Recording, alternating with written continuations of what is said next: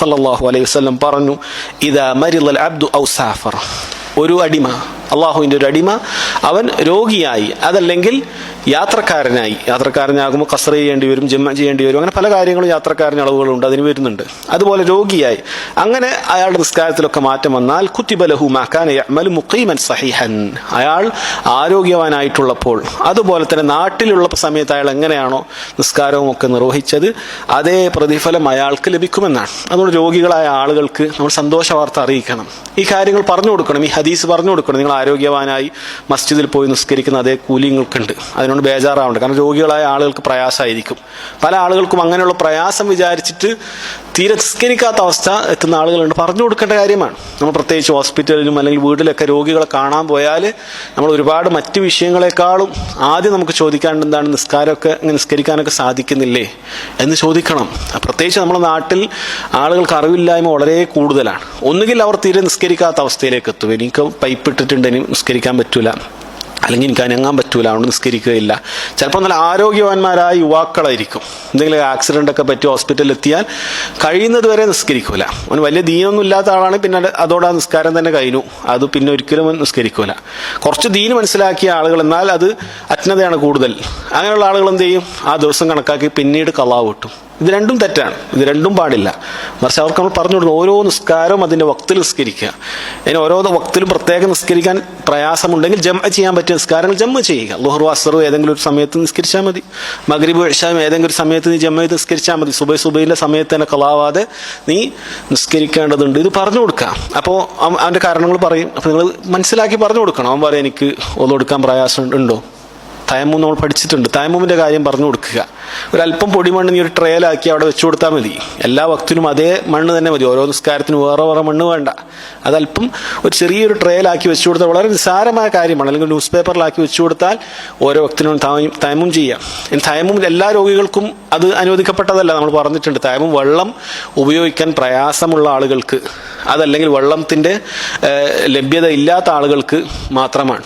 ചില ആളുകൾക്ക് ആക്സിഡൻ്റ് വെള്ളം ഉപയോഗിക്കുന്നതുകൊണ്ട് കുഴപ്പമൊന്നും ഉണ്ടാവില്ല, സാധിക്കുന്നത്ര വെള്ളം കൊണ്ട് കഴുകണം, അത് പറഞ്ഞു കൊടുക്കണം. രോഗിയുടെ കൂടെയുള്ള ആളുകൾക്ക് പറഞ്ഞു കൊടുക്കണം, ഇയാൾക്ക് ഓരോ വക്തായി കഴിഞ്ഞാൽ വെള്ളം കൊടുത്ത് ചെറിയൊരു പാത്രം വെച്ചുകൊണ്ട് നമ്മൾ പറഞ്ഞു വുളു കൊടുക്കാൻ ധാരാളം വെള്ളം ഇങ്ങനെ ആവശ്യമൊന്നുമില്ല, ഒരല്പം വെള്ളം മതി. സല്ലല്ലാഹു അലൈഹി വസല്ലം ഒരു മുദ്ദിലാണ് എല്ലാ സമയത്തും വുളു എടുത്തിരുന്നത്. ആ രൂപത്തിൽ കുറച്ച് വെള്ളം എടുത്തുകൊണ്ട് ആ രൂപത്തിൽ പറഞ്ഞു കൊടുക്കണം. എന്നിട്ട് പറഞ്ഞു കൊടുക്കണം. വയസ്സായ ആളുകളായിരിക്കും, അവർക്ക് ബുദ്ധി മറയുന്നത് വരെ നിസ്കാരം നിർബന്ധമാണ്. അവരത് ഒഴിവാക്കി കഴിഞ്ഞാൽ കുറ്റക്കാരാകും. ഒരാൾക്ക് ബുദ്ധി പറഞ്ഞു പോയാൽ പ്രായം ആധിക്യം കാരണം ബുദ്ധി പറഞ്ഞു പോയാൽ പിന്നെ അയാൾ നമ്മൾ നിർബന്ധിക്കേണ്ടതില്ല, കാരണം അയാൾ എന്താണ് പറയുന്നത് എന്ന് അവർക്ക് അറിയുകയില്ല. അതല്ലാത്ത ബുദ്ധിയുള്ള ആളാണെങ്കിൽ നിർബന്ധമായി നമ്മളിത് പറഞ്ഞു കൊടുക്കണം, കാരണം അതവർ പഠിക്കേണ്ടിയിരുന്ന ഇൽമായിരുന്നു. നമ്മൾ പറഞ്ഞല്ലോ, ത്വലബുൽ ഇൽമി ഫരീളത്തുൻ അലാ കുല്ലി മുസ്ലിം, ഒരു മുസ്ലിമിന് ദീന് പഠിക്കൽ നിർബന്ധമാണ്. ആ പഠിക്കേണ്ട ഇൽമിൽപ്പെട്ടതാണത്. എല്ലാ അവസ്ഥയിലും അത് നിസ്കരിക്കേണ്ടതുണ്ട് എന്ന് അവർ പഠിച്ചിട്ടില്ല. നമ്മളത് പറഞ്ഞു കൊടുക്കണം. എപ്പോഴെങ്കിലും നിങ്ങളിത് ഈ സമയത്ത് നിസ്കരിക്കണം, വുളു കൊടുക്കാൻ പറ്റിയിട്ടില്ലെങ്കിൽ തയമ്മം, ഇനി വുളു കൊടുക്കാൻ പറ്റിയാൽ അങ്ങനെ, നിങ്ങൾക്ക് എന്താണോ പൈപ്പിട്ടതാണോ പ്രശ്നം, യാതൊരു കുഴപ്പമില്ല. സലസിൽ പോലുള്ള മൂത്രവാർച്ചയുള്ള ആളുകൾക്കും ഒരു വുളു എടുത്തു കഴിഞ്ഞാൽ ഒരു കുഴപ്പമില്ല, അതേ ഹുക്കുമാണ് ഇയാളെ സംബന്ധിച്ചോളം. ഇയാളെ സമയത്തോളം അറിയാതെ ഇങ്ങനെ മൂത്രം ഈ ട്യൂബിലൂടെ പോയിക്കൊണ്ടേയിരിക്കും, അയാളെ സംബന്ധിച്ചോളം അത് യാതൊരു കുഴപ്പമില്ല. വുളു എടുത്തുകൊണ്ട് നിങ്ങൾക്ക് എങ്ങനെയാണോ നിസ്കരിക്കാൻ സാധിക്കുന്നത് അതുപോലെ നിസ്കരിക്കുക. ചെരിഞ്ഞ് കടന്ന് നിസ്കരിക്കാൻ സാധിക്കുമോ എങ്കിൽ ചെരിഞ്ഞ് കടന്ന് തന്നെ നിങ്ങൾ നിസ്കരിക്കണം. അതിൽ ഇരിക്കാൻ നിങ്ങൾക്ക് സാധിക്കുന്നുണ്ടോ എന്നെങ്കിൽ ഇരുന്ന് നിസ്കരിക്കണം. കുറച്ച് നേരം ഇരിക്കേണ്ടുള്ളൂ, അതിന് സാധിക്കുന്നുണ്ടോ ഇരുന്ന് നിസ്കരിക്കണം. ഇല്ല, പ്രയാസപ്പെടും. നിങ്ങൾക്ക് ചാരി ഇരിക്കാൻ പറ്റുമോ, അങ്ങനെ ചാരി ഇരിക്കുക.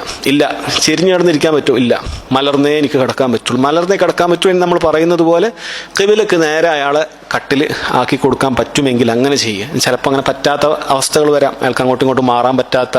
ഹോസ്പിറ്റലിൽ നമ്മളിപ്പോൾ ചെന്നപ്പോൾ തന്നെ എല്ലാ അവിടെ ഇൻസ്ട്രുമെൻറ്റ്സ് ഒക്കെ ഘടിപ്പിച്ചിട്ടുണ്ട്. ആ സമയത്ത് അയാൾക്ക് അതും ഇളവുണ്ട്, ആ സമയത്ത് അതിനും ഇളവുണ്ട്. അതല്ല എങ്കിൽ അങ്ങനെയുള്ള രൂപത്തിൽ ഖിബിലക്ക് നേരെ കാലുകളാവുന്ന രൂപത്തിൽ ആ കട്ടിൽ ആക്കി കൊടുത്താൽ, വീടുകളിലാണെങ്കിൽ നമുക്ക് സ്വാഭാവികമായും അങ്ങനെ ചെയ്യാൻ പറ്റും. പണ്ഡിതന്മാർ പറഞ്ഞിട്ടുണ്ട്, രോഗികളായി നിത്യരോഗികളായി വീട്ടിൽ കഴിയുന്ന ആരെങ്കിലും ഉണ്ടെങ്കിൽ അവരുടെ കട്ടിൽ എപ്പോഴും ഖിബിലക്ക് നേരെ ആക്കി കൊടുക്കുക. അഥവാ പടിഞ്ഞാറാണ് നമ്മുടെ ഭാഗത്ത്, പടിഞ്ഞാറ് ഭാഗത്തേക്ക് അയാളുടെ കാല് ആകുന്ന രൂപത്തിൽ തല നേരെ എതിരായിക്കൊണ്ട് മലർന്ന് കിടക്കുക. ആ മലർന്ന് കിടന്നുകൊണ്ട് ഓരോ വക്തിനും അയാൾ കൃത്യമായി നിസ്കരിക്കുക. നിസ്കാരത്തിന് ഈ പറഞ്ഞ രൂപത്തിൽ റുക്കൂ അയാൾക്ക് ആവശ്യമില്ല, സുജൂദ് ആവശ്യമില്ല. അതെല്ലാം ആംഗ്യം കാണിക്കാൻ പറ്റുമെങ്കിൽ ആംഗ്യം കാണിക്കുക. ഇനി ആംഗ്യത്തിന് സാധിക്കുന്നില്ല എങ്കിൽ നീയത്ത് മാത്രം മതി, ആ നീയത്ത് മാത്രം മതി എന്നാണ് പണ്ഡിതന്മാർ പറഞ്ഞിട്ടുള്ളത്. അപ്പോൾ എങ്ങനെയാണ് മലർന്നുകൊണ്ട് നിസ്കരിക്കേണ്ടത്? ഇത്രയാണ്, എളുപ്പമാണ് കാര്യം.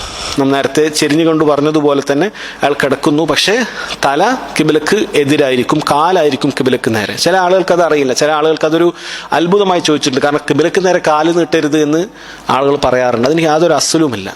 കിബിലക്ക് നേരെ കാല് നീട്ടാൻ പാടില്ല എന്നുള്ള ദീനുൽ ഇസ്ലാമിൽ യാതൊരു അസ്സലുമില്ല, അങ്ങനെ ഒരു നിയമവുമില്ല. കിബിലക്ക് നേരെ ചില നിയമങ്ങളുണ്ട്, ശരിയാണ്. കിബിലക്ക് നേരെ ഇരുന്നുകൊണ്ട് മുന്നിട്ടോ പിന്നിട്ടോ കൊണ്ടോ നമ്മൾ മലമൂത്ര വിസർജ്യം അത് തുറസായ സ്ഥലത്ത് പാടില്ല, തുറസായ സ്ഥലത്ത് പാടില്ല. ഇനി അടച്ച സ്ഥലത്താണെങ്കിൽ തന്നെ ചില പണ്ഡിതന്മാർ അത് പാടില്ല എന്ന് പറഞ്ഞിട്ടുണ്ട്. എന്നാലും അത് സാധിക്കുന്ന രൂപത്തിൽ അതിനെതിരായിക്കൊണ്ട് നമ്മൾ ഉണ്ടാക്കാൻ പരിശ്രമിക്കുക, അങ്ങനെ ശ്രമിക്കുക. ഇനി അതുപോലെ തന്നെ തുപ്പുന്ന കാര്യത്തിൽ നിസ്കാരത്തിലാണെങ്കിൽ കിബിലക്ക് നേരെ ഒരിക്കലും തുപ്പാൻ പാടില്ല. എന്തെങ്കിലുമൊക്കെ തുപ്പാൻ വന്നു കഴിഞ്ഞാൽ അത് ടിഷ്യോ ടവലോ ആ രൂപത്തിലേക്ക് ആക്കിക്കൊണ്ട്, അല്ലെങ്കിൽ നമുക്ക് വലതു ഭാഗത്ത് തുപ്പാനോ ഇടതു ഭാഗത്തോ മറ്റോ തുപ്പാനുള്ള സൗകര്യങ്ങളുള്ള സ്ഥലത്താണെങ്കിൽ നമുക്കത് പറ്റും. നമ്മളിപ്പോൾ അങ്ങനെ തുറസായ സ്ഥലത്താണ് നിസ്കരിക്കുന്നത് എങ്കിൽ അങ്ങനെ ചെയ്യാം, ഒരിക്കലും നേരെ തുപ്പാൻ പാടില്ല. ഇനി അതല്ലാത്ത സമയത്താണെങ്കിലും കിബിലക്ക് നേരെ തുപ്പുക എന്നുള്ളത് പണ്ഡിതന്മാർ കറാഹത്താണ് എന്ന് പറഞ്ഞിട്ടുണ്ട്. അതല്ലാതെ കാല് നീട്ടുന്നതിൽ കിബിലക്ക് നേരെ അങ്ങനെ ഒരു വിലക്കും വന്നിട്ടില്ല. അതുകൊണ്ട് തന്നെ ചില ആളുകൾ കിബിലക്ക് നേരെ കിടക്കുന്നത് അത് തെറ്റാണെന്നൊക്കെ വിചാരിക്കുന്നത് ഒരിക്കലുമല്ല. അള്ളാഹുവിനെ ഇബാദത്ത് ചെയ്യുന്ന ഏറ്റവും വലിയ ഇബാദത്തായ നിസ്കാരം അതിങ്ങനെയാണ് ചെയ്യേണ്ടത്. ഖിബ്ലക്ക് നേരെയാണ് അവന്റെ കാലുകൾ നീട്ടേണ്ടത്. ആ രൂപത്തിൽ ഖിബ്ലക്ക് നേരെ കാലുകൾ നീട്ടുക, എന്നിട്ട് കിടക്കുക. ഇനി കിടക്കുന്ന സമയത്ത് ഒരല്പം ഒന്ന് തല ഉയർത്താൻ പറ്റുമെങ്കിൽ ഉയർത്തിയാൽ നല്ലത്. അങ്ങനെ ഉയർത്താൻ പറ്റുന്ന കട്ടിലോ മറ്റോ ഉണ്ട് എങ്കിൽ ഉയർത്തി കൊടുത്താൽ നല്ലത്. ഇനി അതല്ല, യാതൊരു കുഴപ്പമില്ല, തലയണി വെച്ചുകൊണ്ട് അയാൾ അങ്ങനെ അതാകുമ്പോൾ അയാൾക്കൊന്നുകൂടി ഒരു നിസ്കാരത്തിനാണെന്നുള്ളൊരു ബോധ്യം ഉണ്ടാകും, ആ ഒരു ഖുശൂ ഒന്നുകൂടി വർദ്ധിക്കും. ഇനി അത് സാധിക്കുന്നില്ല എങ്കിൽ സാധാരണ രൂപത്തിൽ കിടന്നാൽ മതി. എന്നിട്ട് നമ്മൾ പറഞ്ഞതുപോലെ റുക്കൂ ചെയ്യുന്ന സമയത്ത് ഒരല്പം കുനിയാൻ പറ്റുമെങ്കിൽ അല്പം കുനിയുക, അഥവാ ആ രൂപത്തിൽ തല ഒന്ന് ചെരിക്കുക താഴെ ഭാഗത്തേക്ക്, അയാളുടെ ഹൃദയത്തിന്റെ ഭാഗത്തേക്ക്. ഇനി അതല്ല എങ്കിൽ അയാൾ ആംഗ്യം ആ രൂപത്തിൽ എന്ത് ചെയ്താൽ മതി, കണ്ണുകൊണ്ട് ആംഗ്യം കാണിച്ചാലും മതി. റുക്കൂ ചെയ്യുന്നതായിട്ട് ഒരല്പം കണ്ണുകൊണ്ട് ആംഗ്യം കാണിക്കുക, അഥവാ റുക്കൂ ചെയ്യുമ്പോൾ അല്പം കണ്ണ് ഒരടയുന്ന രൂപത്തിൽ, സുജൂദ് ചെയ്യുമ്പോൾ കണ്ണൊന്നുകൂടി തുറക്കുന്ന രൂപത്തിൽ, ഉയരുന്ന സമയത്തൊന്ന് തുറക്കുന്ന രൂപത്തിൽ, സുജൂദ് ചെയ്യുമ്പോൾ ഒന്നുകൂടി അടയുന്ന രൂപത്തിൽ, ഉയരുന്ന സമയത്ത് ഒന്നുകൂടി തുറക്കുന്ന രൂപത്തിൽ, ഈ രൂപത്തിൽ കണ്ണുകൊണ്ട് ആംഗ്യം കാണിച്ചുകൊണ്ടും ചെയ്യാം എന്ന് പണ്ഡിതന്മാർ പറഞ്ഞിട്ടുണ്ട്, അയാൾക്ക് തല അനക്കാൻ പറ്റുന്നില്ല എങ്കിൽ. അപ്പം ആ രൂപത്തിൽ അപ്പോഴും നിങ്ങൾ നിസ്കരിക്കേണ്ടതുണ്ട് എന്ന് നമ്മൾ രോഗികൾക്ക് പറഞ്ഞു കൊടുക്കണം. പല ആളുകൾക്കും അത് അറിയില്ല.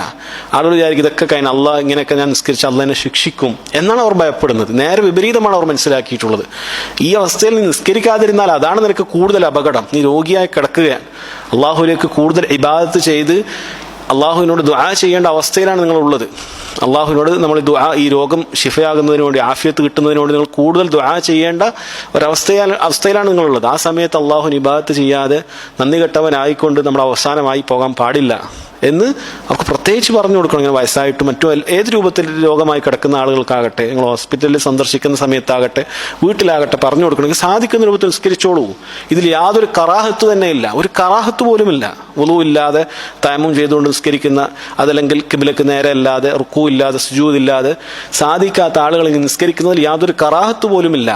മറിച്ച് പൂർണ്ണമായ പ്രതിഫലം ലഭിക്കുമെന്നാണ് നബി സല്ലല്ലാഹു അലൈഹി വസല്ലം അറിയിച്ചത്. പൂർണ്ണമായ ആരോഗ്യവാൻ അങ്ങനെ മസ്ജിദിലേക്ക് നടന്നു വന്നുകൊണ്ട് നിസ്കരിക്കുന്നു, അതേ പ്രതിഫലം ഇയാൾക്ക് ലഭിക്കുമെന്നാണ്. കാരണം ഒരു ഉദ്റാണ് ഇയാളെ തടഞ്ഞിട്ടുള്ളത്, അതല്ലാതെ ഇയാളുടെ ഒരു കുറവുമല്ല. അപ്പം ആ സമയത്ത് നമ്മൾ കൃത്യമായി നിസ്കരിക്കാൻ ആളുകൾക്ക് പറഞ്ഞു കൊടുക്കുക. ഇനി ചില ആളുകൾ അവർക്ക് ഒന്നും തന്നെ സാധിക്കുകയില്ല, അഥവാ സംസാരിക്കാൻ പോലും സാധിക്കാത്ത എന്തെങ്കിലും അവസ്ഥയായിരിക്കും. അവിടെ പണ്ഡിതന്മാർ പറയുന്നു മുഴുവനായിട്ട് അവൻ്റെ നീയത്ത് മതി. കാരണം നമ്മൾ പറഞ്ഞാൽ അവന് മനസ്സിലാവും, അവന് ഇങ്ങോട്ടൊന്നും പറയാൻ പറ്റൂല, അല്ലെങ്കിൽ കൂടുതലൊന്നും നാവൊന്നും ചലിക്കാൻ പറ്റൂല. മുഴുവൻ നീയത്ത് മതി. അള്ളാഹു അക്ബർ എന്ന് പറയാൻ പറ്റുന്നില്ലെങ്കിൽ അവൻ അള്ളാഹു അക്ബർ എന്ന് പറയുന്നത് പോലെ മനസ്സിൽ കരുതുക. ശേഷം എന്തൊക്കെയാണോ പറയേണ്ടത് അതെല്ലാം അവൻ മനസ്സിൽ കരുതിയാൽ മാത്രം മതി. അവൻ നാവ് ചലിപ്പിക്കാൻ പറ്റുന്നില്ല, അങ്ങനെ എന്തെങ്കിലുമൊക്കെ തളർന്നു പോയ ആളുകളൊക്കെയാണ്. അവരുടെ മനസ്സുകൊണ്ട് അവർക്ക് കാര്യങ്ങൾ ചിന്തിക്കാനും സംസാരിക്കാൻ പറ്റും, മനസ്സുകൊണ്ട് ചിലപ്പോൾ ഓതാൻ പറ്റും, പക്ഷെ നാവ് ചലിക്കാൻ പറ്റുന്നില്ല. അവർ മുഴുവൻ കാര്യങ്ങളും ആ രൂപത്തിൽ നീയത്തോടുകൂടി ചെയ്യണമെന്നാണ് പണ്ഡിതന്മാർ പറഞ്ഞിട്ടുള്ളത്. അപ്പോൾ ആ രൂപത്തിൽ സലാം വെട്ടുന്നത് വരെ അവർ നീയത്തിലായി, നിസ്കാരത്തിൽ എന്നതുപോലെ മറ്റു സംസാരങ്ങളും മറ്റു കാര്യങ്ങളിലേക്കൊന്നും തിരിയാതെ അതിൽ മാത്രം ശ്രദ്ധിച്ചുകൊണ്ട് പൂർണ്ണമായി നീയത്തോടുകൂടി മാത്രം അയാൾക്ക് തക്ബീർ മുതൽ തസ്ലീം വരെ നിസ്കരിക്കാമെന്ന് പറഞ്ഞിട്ടുണ്ട്. ചില ആളുകൾ, സാധാരണക്കാരായ ചില ആളുകൾ, അനങ്ങാൻ പറ്റാത്ത ആളുകൾ വിരലുകൊണ്ട് റുക്കൂം സുജൂദൊക്കെ നിൽക്കുമ്പോൾ ഇങ്ങനെ റുക്കൂ ചെയ്യുമ്പോൾ വിരളൽപ്പം കുനിച്ചുകൊണ്ട്, സുജൂദ് ചെയ്യുമ്പോൾ ഒന്നുകൂടി കുനിച്ചുകൊണ്ട് ഇങ്ങനെയൊക്കെ പറയുന്നു. പണ്ഡിതന്മാർ പറയുന്നു അതിന് യാതൊരു അസ്ലുമില്ല. അങ്ങനെയുള്ളതിന് യാതൊരു അസ്ലുമില്ല, അത് തെറ്റാണ്. അങ്ങനെ ഒരു വിഷയം ദീനിലില്ല, അങ്ങനെ പറഞ്ഞിട്ടില്ല.